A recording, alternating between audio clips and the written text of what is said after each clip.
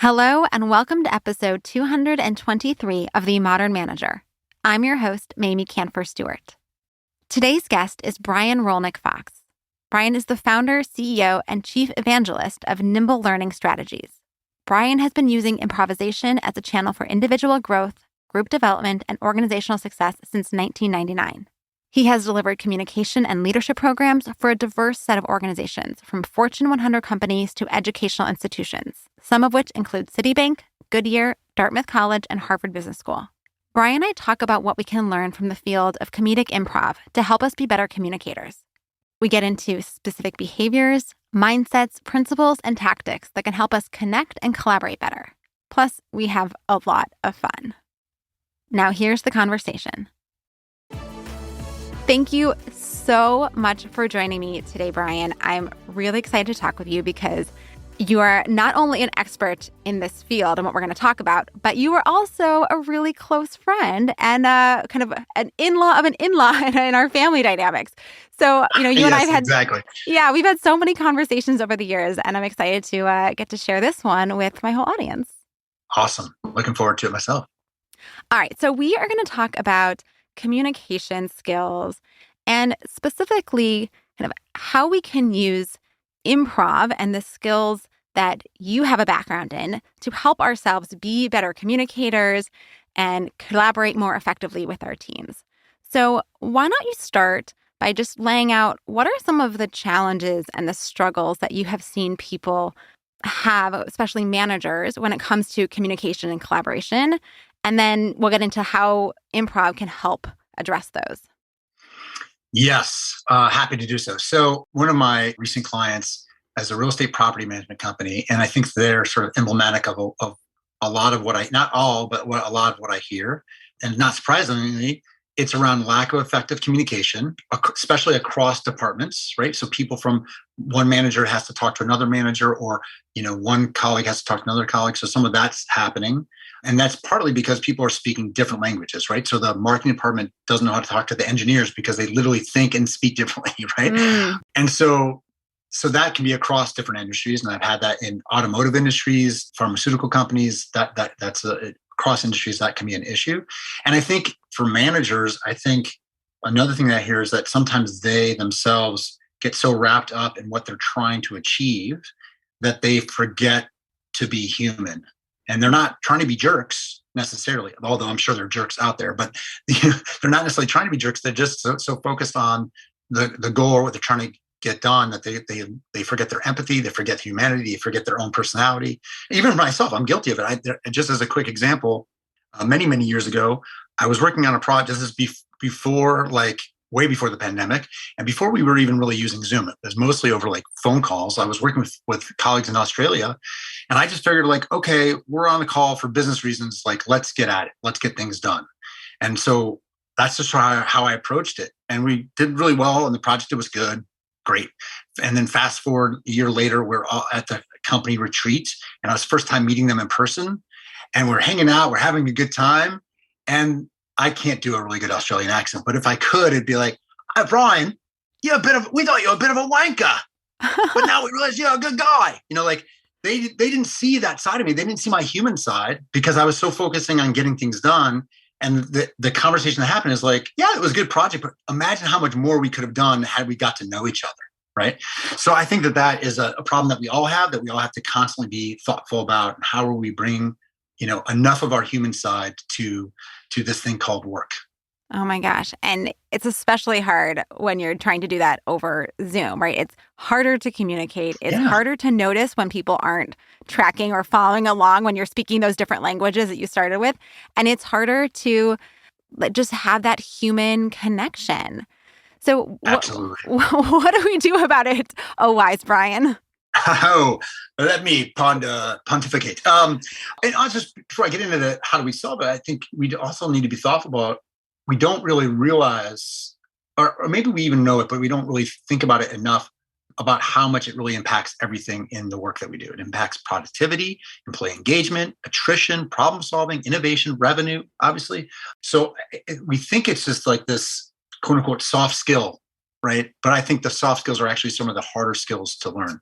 Anyway, that said, so how do we solve for it? So I think one thing is one of the exercises I use with my clients when I'm working with teams or larger groups is I ask everybody, think of the color blue. So I say, okay, don't say anything, just say, think of the color blue. And then I say, and so everyone who's listening right now, I want you to think of the color blue. Think of the color blue. And then at the count of three, I will ask everybody to shout out the first shade that came to mind when they thought of blue, what came to mind to them, right?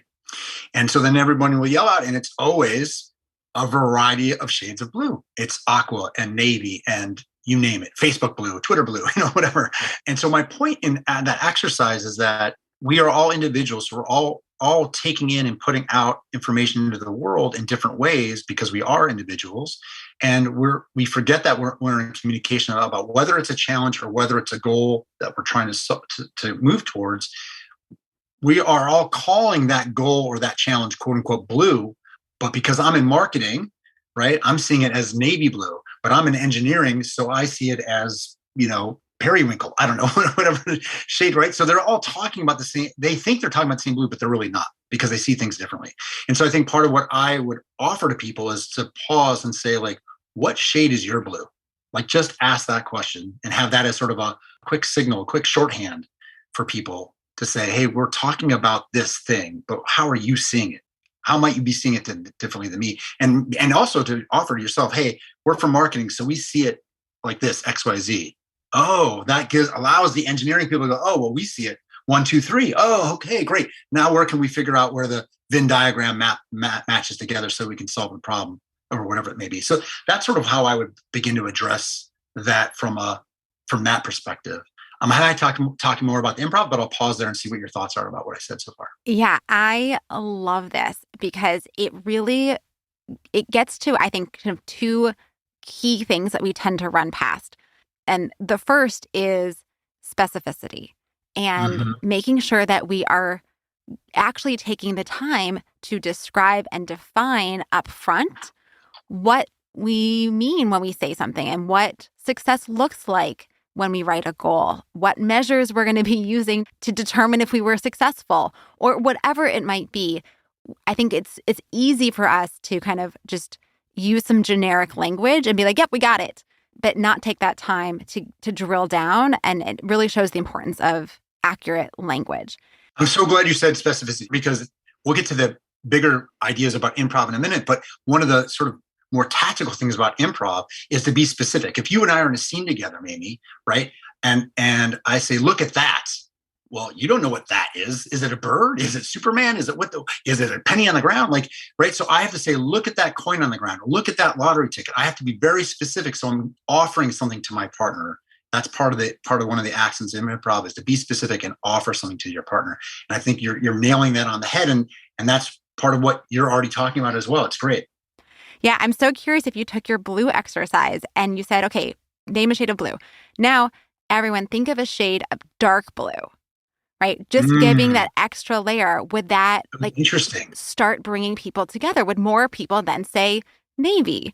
And if you said, think of a shade of extra dark or super dark blue, right? We would get to a point where everyone would name the same color because we were able to get specific. We were able to use the right language that would get us all aligned. So, maybe for your next presentation. Yeah, the next iteration. Yes. Okay. The second thing I don't want to miss though is the idea of getting to the why. And I don't know if this was embedded or if this is just where my brain goes, but I feel like a lot of times when we're missing each other, it's because our perspectives are different because the things that we think are important are different. So by saying, hey, this is how I'm interpreting this, this is what seems important to me, this is why I'm taking this perspective, we can then put all that information on the table. And as you said, find the Venn diagram where things are overlapping and where we have differences, but maybe those differences are actually really important and we just need to acknowledge them so we can all be holding that together as we're doing our work. Absolutely, 100%, right? Marketing people, they shouldn't be fluent in engineering language and engineering people shouldn't be fluent in marketing language, but they just should know and acknowledge, oh gosh, we see things and speak about things differently. How do we bridge that gap together? Absolutely, 100%. All right. So let's jump into some more of these improv tools because I love this one around specificity of not ever just saying like, that seems really important. Like, well, what seems really important? Right. So first, let me start with saying I use improv both from a high level. So it may not be directly improv, but it's improv because I know improv and I'm translating it to civilians. And I also use improv very, very specifically about using improv and teaching what I call civilians, people who are not actors, teaching them the foundation principles of improv so that they can then and I help them translate it into how to use that at work. But part of that is getting people comfortable just with the fact that improv could be a tool for them. And so what I like to say to people are two things. One is that we are all improvisers all the time, right? And because we have stimuli being thrown at us and we're responding to it. And we're making as honest choices as we can in the moment, right? It's our kids, our colleagues, our boss, the person at the grocery store, right? And we're in that moment, we're making a choice based on what was given to us. That's at the heart of improv, right? And then the second piece is improv has guidelines. Like people think of it as like just Will Ferrell or Tina Fey or Wayne Brady just being funny, and they are very talented people, but they are following guidelines, right? When they're at the Groundlings or when they're at Second City, they're following guidelines. And so it's like playing a sport. Every basketball game you ever play, every single one is different. There's never one that's exactly the same as the other one, right? And that's because you're following guidelines, but then you're moving and making different choices based on what's happening in that moment. And that's at the heart of it. So just to kind of get people to relax into that we're already have whatever we need relative to improv because we do it all the time. Yeah, I mean, I think this is such an important mindset to have because when I think about improv, I'm like, my heart is racing and I'm like, I do not put me on a stage and then ask me to like do something. I'm definitely the person in the audience that is sitting on my hands, hoping that no one picks me. And I can imagine that, trying to do, those same things kind of in a business setting. Well, I mean, first, I feel so much more comfortable in general in a business setting. But as soon as you say, like, we're going to do improv or we're going to use principles of improv, I'm like, maybe not. So to reframe is like, actually, all we do is improv. Every time we're in a meeting and we're in a conversation, we're improvising, right? Every time we get new information and we're deciding what to do with that, we're in some ways improvising. So it is very helpful to feel like this is a totally natural thing. And if we can apply some rules to it when we're engaging with others, it can be even easier and done even better. Absolutely. And what I often say to people, not often, every single time, I say, I'm not asking you to be Brian. I'm not asking you to be Wayne Brady or Tina Fey or whomever. I'm asking you to be you inside this. So if this feels uncomfortable to you, that's okay. I'm just asking you to stretch a little bit and be stretch outside your comfort zone just a little bit. So maybe you're not going to jump up and down, but can you give me a wave, even if you're not going to jump and down, as an example, as a quick example, right? So definitely want people to kind of come in who they are and then stretch themselves a little bit. And again, we have to do that in every part of our life, from the moment we're born till throughout the rest of our life. And just as an example, I'll just give a quick example. I get people I usually do a big group exercise first to get people comfortable and having fun and laughing and getting the basic premises down. But then I move and say, okay, can I get 6 volunteers to do this or 5 volunteers to do that? And one of the exercises that I do, basic improv exercise that anybody who's taken an improv class has learned, it's called the machine. And basically we get 6 people up on their feet, standing in a semicircle, and each person has to do a sound and a movement. So they might be flapping their arms like a bird and going caw caw or whatever, bleep bleep bleep bleep, whatever goofy sound and symbol and gesture they want to make, and they have to do that repeatedly. But they have to do it. The goal, the point of concentration, the problem they're trying to solve for is to do it in such a way that they are in sync with each other. Right? That's what we're trying to strive for. And so part of improv is really just like, what's the challenge and how do we solve for that challenge? And so they have to figure out, how does that work? And then I, as the facilitator, say, okay, you're starting out right now, you found your base level. That's level 5, and 10 is the fastest, and 1 is the slowest. And then I put them through the different paces of going faster and slower. Then they have to continue to adjust and figure out, okay, what we knew what a 5 was. What the heck is a 7? And they have to kind of like pace each other and figure each other out, listen and look and learn and feel out that rhythm with each other. What's a 1? I don't know what a 1 is. What's a 2? And then over time, they kind of figure that out. And so the lessons learned is they have to listen, they have to look, they have to feel for the rhythm of what's happening in the moment. They have to keep pace with the group, and they have to figure out, do I speed up? Do I slow down? And again, in some version or another, we do that all the time in the world, right? We're in a meeting and we're hopefully getting a sense of that vibe. How is my boss how is this energy shifting? How is my colleague, how is she shifting? What's happening here, right? We're reading those nonverbal cues and we're trying to pick up on those cues to then actually check in with each other, whether it's in person or virtual, saying, hey, I'm just noticing that the conversation shift a little bit. Can we talk about this for a moment, right? So we're doing that kind of stuff all the time. I'm just helping people to acknowledge that and sharpen their skills around doing those things.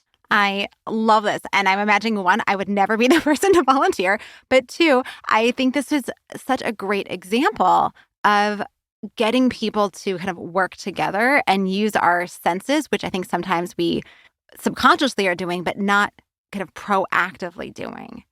Mm-hmm, mm-hmm. Yeah, I think, two things about this. One, I've worked with Goodyear and their senior global information technology team, right? So these are people who've been in tech their whole lives. They're global leaders. They're, both stereotypically as well as self-admitted. Most of them, improv was not comfortable for them, right? A few people were. And part of that is the work of how can we do this together as a group? How can we step into this uncomfortable zone as a group? And that we're creating a safe space for each other. And part of what I do is use an improv ritual that almost every improviser knows, which is I got your back, right? And that means that before we go into rehearsal, before we go on stage, we literally tap each other on the back and say, I got your back. And it means whatever you throw out there, I'm going to support it. I'm going to yes and you on whatever that is. And together, we're going to figure it out together. And that simple ritual really helps people both on stage, but also in these workshops, helps people feel like, okay, we're going to be a little silly. We're going to do something different, but it's going to be okay. And we're going to try something new. It's going to be okay. And I think that's important to in any situation, especially for leaders or managers. How can you create a safe space, right? You might have your teammates or peers that don't feel comfortable doing something. They might be stepping into a new role. They might be taking on a new project. Maybe they're not admitting to you that this feels uncomfortable to them. But how can you create a safe space where they might be able to even admit that to you, so then you can then coach them through that process? And even if appropriate, even share your own vulnerability of feeling like, gosh, this feels a little uncomfortable for me too. And I think I'm sure in talking with a lot of your guests, you'll know that the more that we can actually share an appropriate amount of vulnerability, that opens other people up to share their vulnerability. And then we can actually build something from that. Versus if we're just stay behind our walls, a lot less gets done. Oh my gosh. Okay. So now I'm totally inspired that I will be the person who will raise my hand and I will say, this is really hard for me, but I'm going to do it anyways. And I hope everyone else will join me in coming up and trying this thing out and stretching ourselves and being a little uncomfortable. So thank you for that inspiration. Awesome. But also I love this idea of I've got your back, right? If every team member knew that anything they said in a meeting, any mistake that they made or any idea that they threw out, even if it ultimately, wasn't the best thing in the world and we were all like, gung-ho about it, to just know like, hey, I got your back. And like, we're going to figure this out together. Like, what a powerful mindset and element of your culture and environment that you would create with your team to be able to have all kinds of conversations for people to really stretch and grow and share. I mean, that if we could just apply that concept and really regularly, I love that you were saying you do this before you go on to any performance, right? It's not something you did once at the beginning with your troupe and say like, we got this. Absolutely. But right. To keep and reminding. It can be, it can be literally that I got your back, or it can be other things. Just as a quick story, a friend of mine, his name is Sean Cavanaugh. He's the former CEO of the Ariel Group. And, he gave out carabiners, those little hooky things when you go hiking, to symbolize that we're all climbing the mountain together towards our goal for the year, for the company's goals, and that we're all clipped in together. And he had this poster of this like funny little mountaineer climbing the mountain, and you could see their goals rising throughout the year. And that was like a symbol for everyone to literally grab onto and hold on to, right? So that he did that. But then it's more than just the symbol or the gesture or the pat on the back. You've got to make it real. You got to go out there and actually support each other. Look for signs of people being stressed. Help people prioritize. Pick up that task when that other person's swamped and support them. Extend a deadline when you can, when it's appropriate. Like those are the things that actually makes that got your back real, because then that supports the actual culture of growing. So good. All right. So let's shift a little bit, because I'm imagining that there are some folks who are listening who are like, oh my gosh, if we could bring Brian in to do this with our team, it would be awesome. But I don't have the budget, or I don't live in a place where I can easily get access to Brian. So if you want to try to apply some of these concepts to your team, what is a way that we can get started, either with some activities or some conversations to start to bring in these ideas, or kind of give us some practice or some tools for managers to use with their teams? Thank you. Great question. So I think you can borrow that "what shade is your blue," right? And use that as a shorthand with folks. Another thing to do is how can you, especially if you're trying to solve for a problem or you're brainstorming or things of that nature, how can you open people up to begin with? And in improv, we say yes, and we mean that the yes is to accept. It doesn't always mean to agree, but it means to accept what the other person's saying. And then and is the adding and contributing more, right?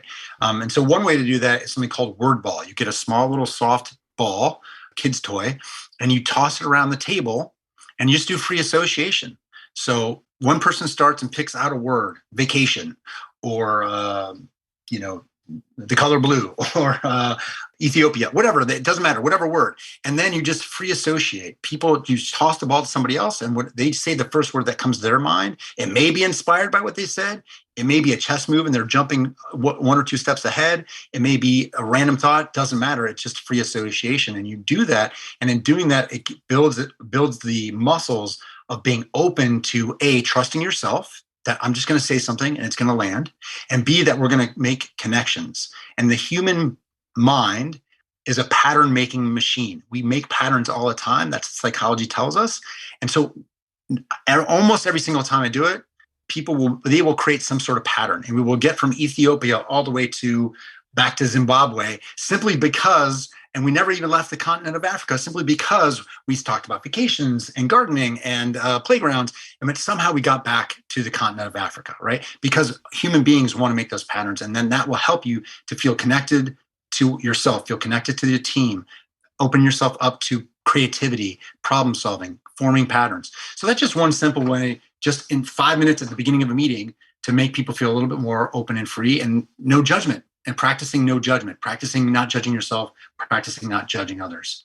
Yeah. Again, I feel like this is such a great example of an activity that, one, doesn't have any right answers, right? So, it doesn't have any kind of weight or importance for your work. So you can do this with your team, and people can feel a sense of lightness or freedom. Like, they're not going to screw it up. Like, as you said, they can offer out anything, any word, and it's going to land. And they're not going to get judged for it, and they're not going to have to freak out about it. So I love that we can take some time at the start of our meetings, or, at different configurations to bring in things that aren't about work, and just create that sense of togetherness and the lightness that comes from getting our juices flowing when there's nothing at stake. Absolutely. And I'll just say this is not necessarily a particular activity, but just sort of an awareness to keep in mind, which is, can we look for inside jokes within the team, right? If something happens and it's naturally funny and joking around, how can we create inside jokes without no one writes inside jokes, right? With your friends or family, you don't write an inside joke. You don't rehearse it for 6 weeks. It just happens. And then you repeat it every couple of weeks or couple of months. So can you, as a team, be open to looking for inside jokes, and don't force it, just let it happen organically, but then nurture that when that happens. And that will help us feel connected, help us feel bonded. Oh my gosh. I feel like I haven't talked about inside jokes since I was like 13. Right. Yes, but I'm sure you have something with your siblings, with your cousins, with your family, with your friends. You have those things that are sort of those quick shorthand things of green beans, oh, green beans, and whatever green beans means to you, right? From that one time when somebody spit out green beans or whatever. So it is a great quick shorthand to help people feel connected. Oh, yes, it definitely does. And if my younger sister's listening, I'll say the movie Eddie. That's our inside joke. There you go. There you go. All right. Well, this was so much fun. And I feel like I learned so much. I got some really good new tools to use in my communications toolbox. So we got to wrap up, though. So, Brian, can you tell us about a great manager that you worked for and what made this person so fantastic? Yes, absolutely. So I'm lucky enough to have several actually really good managers, but one in particular is Elsa Powell Strong. And Elsa is not an improviser. She's not an actor. She is a trained opera singer, but she's not any kind of actor. And yet she embodies the principles of improvisation. When I met her, I couldn't believe she would say things and be like, how did you know that? She never took an improv class in her life. And so obviously I have my own special reason, but the reason why is that she had no judgment. She was so supportive. She liked to laugh. She did this great thing for our team where she created a charter, and she said, okay, we are going to together create a team of how do we want to show up with one another and with the rest of our colleagues. And we created it together, and then that was our charter. And maybe not every meeting, but I would say probably at least once a month, once every couple of months, we would reflect on that charter. Are we showing up in this way? Or if we were having a challenging decision, we'd say, hey, let's go back to that charter. Is this how we need to show up to ourselves, to one another, to our teammates and colleagues in other parts of the organization? And I've always taken that as a huge lesson. So Elsa Paula Strong, if you're listening, you're awesome. Oh, sounds amazing. And where can people learn more about you, Brian, and keep up with your work? The main place is nimblelearningstrategies.com, nimblelearningstrategies.com. And the other place is LinkedIn, Brian Rolnick-Fox. You can find me there, or you can find Nimble Learning Strategies on LinkedIn. I do a little bit of Twitter, but not a lot. And I'm not on the gram. I'm not so hip and cool. So just find me on LinkedIn or reach out to me via my website. Awesome. Well, thank you so much again. This was really such a fun conversation. I had a blast. I'm so glad you had me on. It was a pleasure. Brian is offering a one-pager on using improv techniques to improve communications. And this guest bonus is available to members of the Modern Manager community at the Sprout level or above. To join the community, go to themodernmanager.com/join. And just a friendly reminder that the membership system is changing on October 1st, so head on over to get the newest member benefits. All the links are in the show notes, and they can be delivered to your inbox when you subscribe to my newsletter. Find that at themodernmanager.com. Thanks again for listening. Until next time. Meetings are one of the most critical components of healthy collaboration, and teams are at the heart of how we work. Meteor helps you use your time in meetings productively, build healthy relationships with your colleagues, and move work forward. To learn how we do it, visit meteor.com. That's MEETEOR.com. You've been listening to The Modern Manager. You're already becoming a rock star boss of a thriving team, I can tell. To ensure you never miss an episode, subscribe to the show in your favorite podcast player and join the mailing list at mamieks.com/podcast. That's MAMIEKS.com/podcast to get show notes and other special content delivered directly to your inbox. Thank you so much for listening. Until next time.